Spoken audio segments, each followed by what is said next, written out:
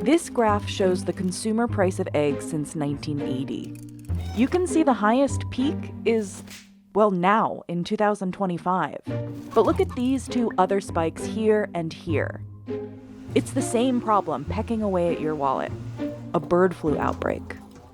So just like in 2015, the price should go back down, right? Well, it's not that simple. The spread of the current bird flu virus has experts and farmers on especially high alert. The industry has culled upwards of 170 million, which really is unprecedented. And politicians blaming each other isn't solving the problem. The Biden administration and the Department of Agriculture directed the mass killing of more than 100 million chickens. So, President Trump, what's your plan to stop the spread of bird flu?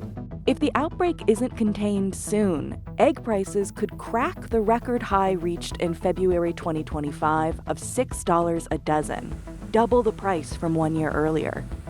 Of course, that's just an average. You've probably seen shelves filled with $8 or even $10 cartons. And the bird flu is wreaking havoc on more than just chickens. Oh, put your camera down. So why is this bird flu outbreak so bad? And how long can we expect eggs to be this expensive? The H5N1 avian flu usually starts in wild migratory birds. If other birds come into contact with infected birds or contaminated surfaces, they catch it too. The virus then copies itself rapidly, attacking multiple organs. And at large poultry farms, chickens are kept in such close proximity that the virus can spread quickly between them. The flu is so severe in chickens that entire flocks can die within 48 hours of infection. Federal policy requires all the birds in a flock be killed if just one tests positive for avian flu. So far, farmers have had to kill more than 170 million birds. In 2015, that number was in the 50 million range. Culling hens will raise egg and chicken prices in the short term, but it stops the flu in its tracks. Then farmers can rebuild their flocks and get egg production going again.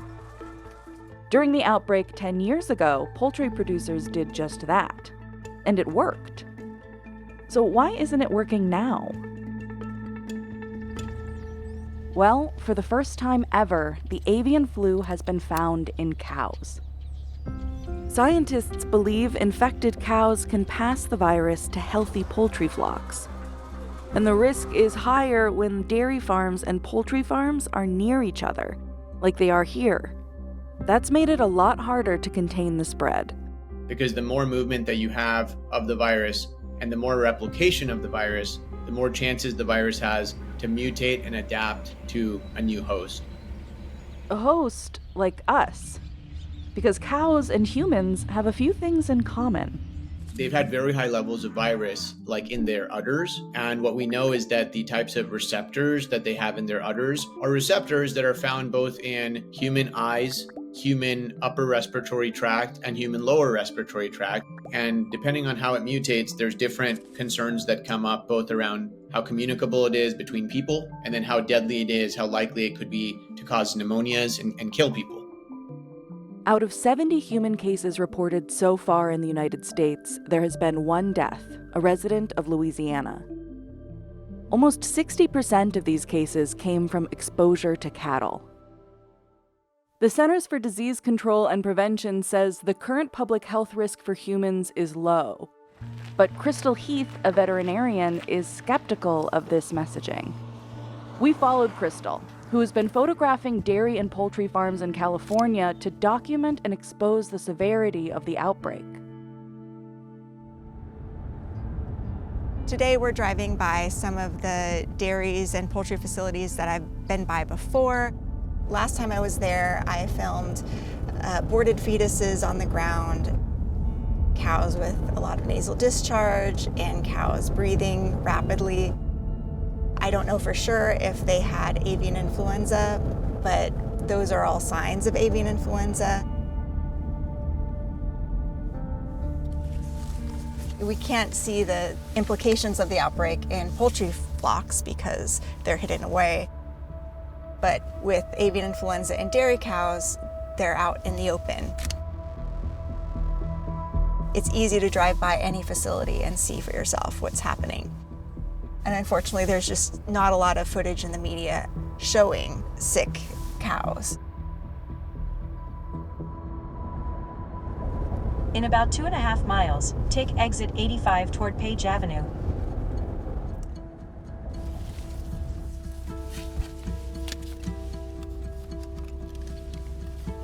So we're just gonna see. Sometimes I don't see any signs of illness until I actually photograph them. Oh, oops. Put your camera down.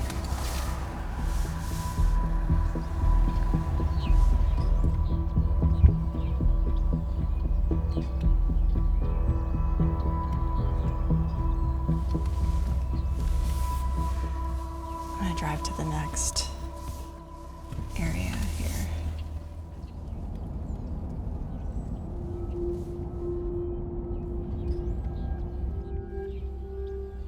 See how many birds there are. So you'll see the birds eating the feed, drinking out of the water troughs, and pooping in the water troughs, so they could potentially spread this disease to the cows. And you can hear all of the birds in the background, and also hear the cannon. That is a loud boom trying to deter the birds. The birds seem unimpressed by the cannon, but you could see how avian influenza could spread from the birds to dairies like this. Business Insider cannot confirm that all of these dairy farms have had avian flu outbreaks. But as of April 2nd, 996 dairy herds in the U.S. had contracted bird flu. Over 75% of them were in California. You have thousands of highly stressed animals housed in these facilities in close contact with human beings. This is the perfect environment for viruses to mutate and potentially jump to humans. It's hard, even under the best circumstances. A lot of these facilities are implementing all of the biosecurity protocols available to them, and they are still having outbreaks. Experts say there's no reason as of yet to believe you can get bird flu from drinking pasteurized milk or eating beef. We have just not seen anyone get sick by that route. But egg prices are at record highs, cows are getting sick, and humans could be at risk. What can we do? There is one other option: vaccination. But producers are worried this would ruin their ability to trade internationally. Trade partners refuse to buy vaccinated poultry because, in theory, those birds might not exhibit symptoms but could still carry and spread the disease. The Congressional Chicken Caucus says that losing access to the export market could mean an annual economic loss of $10 billion or more. And yet, the avian flu has already spread to every continent but Australia. I hope they realize that actually wild bird migration patterns, wild bird flocks, even without vaccination, the chance is still there that you're going to import or there will be spillover in some manner. If the detection is a problem, then you need to have better protocols in place for surveillance of imported poultry in general. Robert F. Kennedy Jr., the Secretary of Health and Human Services for the Trump administration, who's known for stating misinformation about vaccines, claimed vaccination would turn those birds into mutant factories. He suggested letting the virus run its course without intervention. You know what else causes mutant factories is unregulated spread, because you have ongoing mutations, you have ongoing spillovers. People have thought about this for vaccinating humans at times too, right? There is, of course, a risk because viruses will then continue to replicate, continue to mutate. But that has never been an argument to not vaccinate people or anybody. We still have a goal that is a reasonable goal, which is to reduce morbidity, reduce mortality. RFK Jr.'s comments came as the USDA announced an additional investment of $1 billion to combat bird flu, with $100 million dedicated exclusively to vaccine research.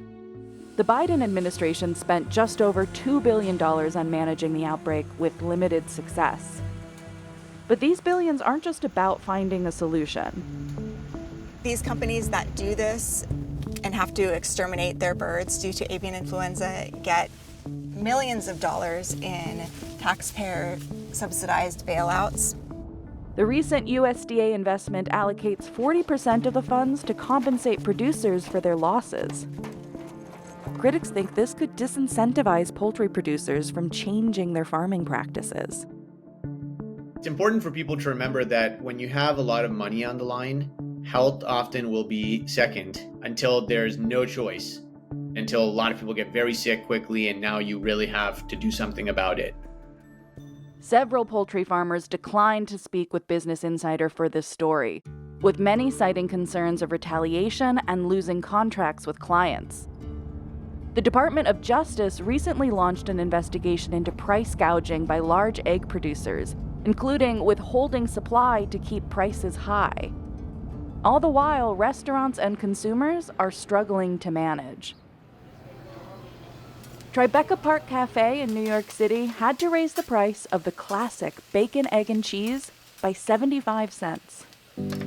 The owner even put up Business Insider articles about the rising price of eggs to try to explain this decision to customers. Still, it didn't go well. We lost about close to half the pigs. Across the country, restaurants like Waffle House have done the same thing. Bakeries like Norma Sweets in New Orleans are also feeling the heat. Oh, it's hurting, man. Normally we're getting them for $35, $40 a case, and now we're paying like $118, $120. It's horrible. It's tough. Americans are seeking out deals on cheap eggs whenever they can. Absolutely love Costco, so waiting in line is no problem. And we got here at 9 a.m. right when they opened, and there was already a line like this. In 2015, it took about 6 months for egg prices to return to pre-outbreak levels. We're in the third year of this recent outbreak in the U.S., and the only relief the egg market has seen is a drop in wholesale egg prices. But it's unclear if and when consumers will see lower prices at the grocery store. In fact, in March, the USDA predicted prices would rise 57.6% in 2025. And despite the extra government funding to combat bird flu, widespread layoffs of public health workers could make fighting the disease harder. Harry is more optimistic about egg prices. Let me kind of go through a really brief little cycle with you. The bird flu causes this supply shock, which causes prices to double, then send market signals to existing egg producers to expand their production and to take advantage of the high price. In a funny way, the high prices that we observe right now may cause low prices eventually. Producers right now that have healthy hens, you can bet they're expanding their production.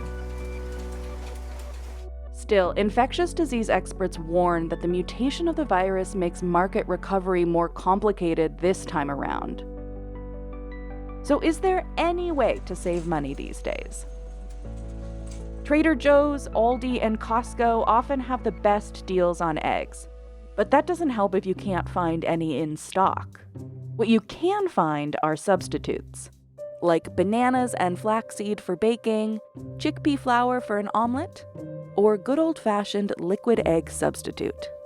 And if you're worried about protein, consider other options, like beans, seeds, or nuts. Even if you aren't quite ready to make the change, rewriting your favorite recipes to be egg-free might come in handy the next time egg prices spike.